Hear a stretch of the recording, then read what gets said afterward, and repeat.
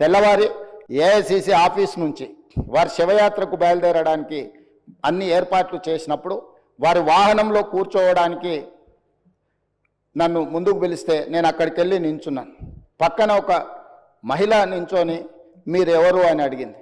నేను వారిని ఎవరో సహజంగా అక్కడికి వచ్చిన వారికి నివాళులు అర్పించడానికి వచ్చిన వాళ్ళు ఎవరో అనుకొని చాలా క్యాజువల్గా మాట్లాడాను అధ్యక్ష. కాసేపు అయినాక మాట్లాడితే వారు మన్మోహన్ సింగ్ గారి రెండవ కుమార్తె. అంటే ఎంత సింపుల్గా ఎంత నిరాడంబరంగా వారి రెండవ కుమార్తె అక్కడ నించోవడం అనేది ఆ కుటుంబం యొక్క నిరాడంబరత. అంటే ఒక ప్రధానమంత్రిగా 10 సంవత్సరాలు, ఆర్బీఐ గవర్నర్గా, ఆర్థిక మంత్రిగా వివిధ హోదాలలో ఈ దేశానికి సేవలు అందించిన మన్మోహన్ సింగ్ గారి కుటుంబము అంత నిరాడంబరత ప్రదర్శించి అంత సామాన్యులు అక్కడికి వచ్చిన వారి అభిమానులు వారి శ్రేయోభిలాషుల మధ్యలో నించొని వారి నివాళులు అర్పించే కార్యక్రమంలో పాల్గొన్నారంటే